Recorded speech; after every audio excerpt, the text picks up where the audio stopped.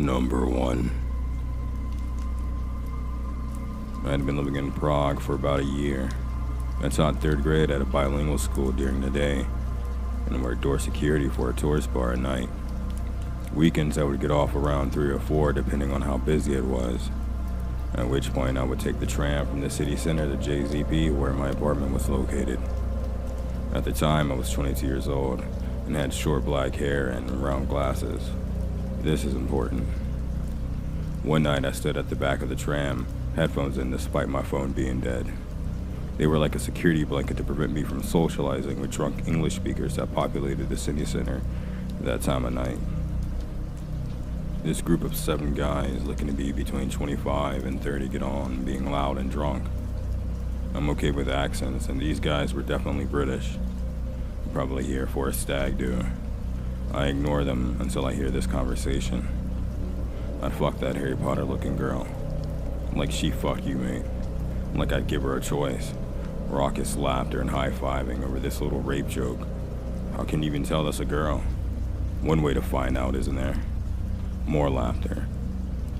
I keep staring at my Kindle, acting like I couldn't hear them / didn't speak English, but internally I was screaming in panic. My stop was only 2 away, and I figured I'd want to be as close to my flat as possible when I got off. So I sit there ignoring the leering until the tram gets to my stop. I get off. I got 3 blocks up and half a block over to my flat. They get off. That's fine. I live 2 blocks away from a very popular club and quite a few bars and hotels in that area. I rationalize it with myself. They're not following me. I had a test. A stupid thing I did to see if people were walking behind me were following me. And I crossed at a weird place in the street.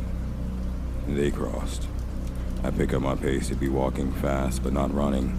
Their pace picks up and laughter emanates from the group behind me. I refuse to look back. I make the 3 blocks with them steadily closing the gap to me. I turn left and bolt, running as fast as I can. Keychain with rock in my palm and building key between my thumb and pointer knuckle. I slam the door, and even though it locks automatically and doesn't have a turntable handle, I throw the deadbolt and continue running to my flat, where I also turn the deadbolt. I get into my room, which faces the street, and I curl up in the corner shaking. And through my open window I can hear, "Where'd that bitch go?" along with other things I'm not going to post. After about 15 minutes I hear them go away. So yeah, you group of British boys, I won't even call you men. Let's not meet. Number 2. Back in 2016, I was living with my then boyfriend's family in their home in Melbourne, Australia. Each morning I would wake up and be the only one home. On this particular morning, I woke up to loud banging and clashing at the back of the house. I decided to ring my boyfriend's mom just to make sure it was her and it was nothing to worry about. Unfortunately for me, she didn't answer my phone call. Out of curiosity, I peeked through the blinds of my bedroom. My bedroom backed onto the back of the house. I happened to see the top of someone's head or what seemed to be a gray beanie. At the moment my phone rang. It was my boyfriend's mom. She wasn't home and wasn't sure what the banging was. I asked her if her daughter could possibly have forgotten her keys and maybe be trying to get back into the house. She told me she wasn't too sure. End of conversation. At this point, I was a little on edge. I suffer from anxiety and overthink everything. I decided I might need something to defend myself just in case. Having been in the process of painting my room, I had nothing but a pillow to protect myself with. I decided to have another peek out the blinds to see what was going on. As I pulled my blinds open, I was looking straight at a young man, dressed all in gray. He looked at me dead in my eyes and just smiled at me. He then proceeded to walk back to the back door. At this point, I'm panicking. The banging is getting more intense, and I know that this person is trying to break in and definitely knows I'm here now. So what do? I lock my bedroom door, and the banging stops. I'm thinking, okay, he's given up. Then I hear the sliding door that connects to my room roll open so slowly. My heart is in my throat. I know I'm in some form of danger. and then my bedroom door handle slowly rotates, but it's locked. Then I hear a female faintly calling my name. It's my boyfriend's sister.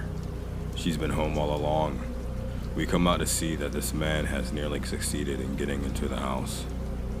The door frame is torn from the wall and the sliding door is off the tracks. My dog hiding under the couch.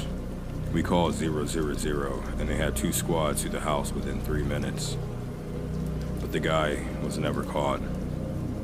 A couple weeks later, my license plates were stolen. My car was in the driveway of the house of the day of the attempted break-in. Weeks and weeks after, I'm followed by a young man in a van. He follows me to the petrol station and I make note of him stopping his car and smiling at me. He stops his car in peak hour traffic to get a glimpse of me. He was hanging around the front of my house, my neighbor's house, and the street for weeks following the incident. Everything was reported to the police, his registration, etc. But the plate was fake, and nothing ever came from this. I moved, I bought a new car, and haven't had an issue since. But I have a huge fear being home alone in general now. Thank you for watching. And if you enjoyed this video, please like, comment, share, and subscribe to my channel. And always be mindful of your surroundings, because you never know who or what is lurking in the shadows.